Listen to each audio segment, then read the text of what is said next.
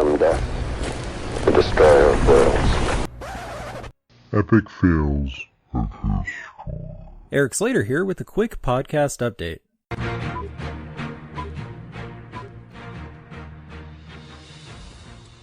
I just wanted to check in real quick because it's been a minute.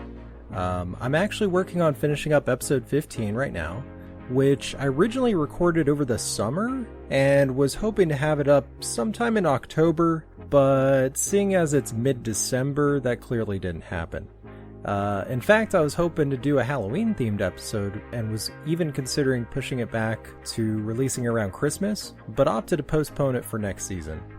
I'm also working on scheduling, planning, and writing the next several episodes, and I can't wait to share what we've got in store. On top of all that, I've actually been working on a few other things. Besides just podcasting, I recently finished up the latest draft of a sci-fi detective story I've been working on that I'm currently shopping around. I just started collaborating on a potential comic book proposal, and I've got about a dozen other side projects that may or may not see the light of day. Fingers crossed. But that's a whole nother story. Anyways, in case you haven't been following me on social media, Chris and I have been guesting on the latest season of Podcasters Assemble, where we've been nerding out about all the Star Wars movies leading into this year's The Rise of Skywalker. Definitely check out the Return of the Jedi episode where you can hear all about our love-hate relationship with the Ewoks. I also recently saw the movie Harriet with a friend of the show, Jasmine Turner. We're planning on having her back on an episode to talk about African American representation in media.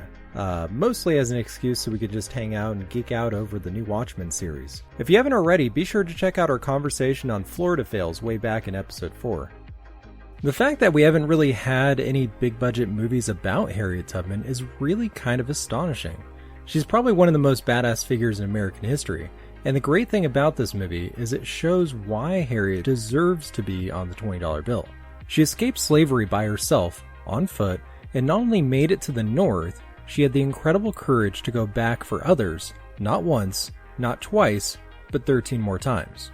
When it comes to adapting historical events, sometimes you need to take liberties to summarize events into a 2-hour narrative, especially if we're going to market it to a mainstream audience with today's attention span, when you're trying to convey a person's entire life in the runtime of a movie. Sometimes filmmakers have to fill in the gaps. However, I think what really matters here is the context and how well the message of the story is conveyed, because if it's compelling and it catches the attention of the audience, it'll inspire viewers to learn more about the true story. That said, I thought Harriet was an awesome action movie and definitely worth owning. I've got a few upcoming events over the next few months. You can come see me at the closing of the astronaut exhibit at MOSH on Saturday, January 4th. I'll have an author's table at Amelia Island's Book Festival from Thursday to Saturday, February 13th to the 15th. I'll also be at Jack's Book Fest once again on Saturday, February 29th. Before I go, I've got a really important question for all my listeners. Where were you when Y2K didn't happen?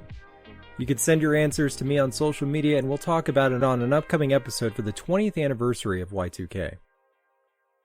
As always, you can follow me on Facebook, Instagram, or Twitter at Eric Slater. That's Eric with a K, Slater with a D, D as in dog. Or follow Epic Fails of History, that's Epic with a K. And check out epicfails.com with a K for more. Tune in next time as we dive into the Cuban Missile Crisis with special guest Brett Ricketts. So stay tuned for more epic fails of history.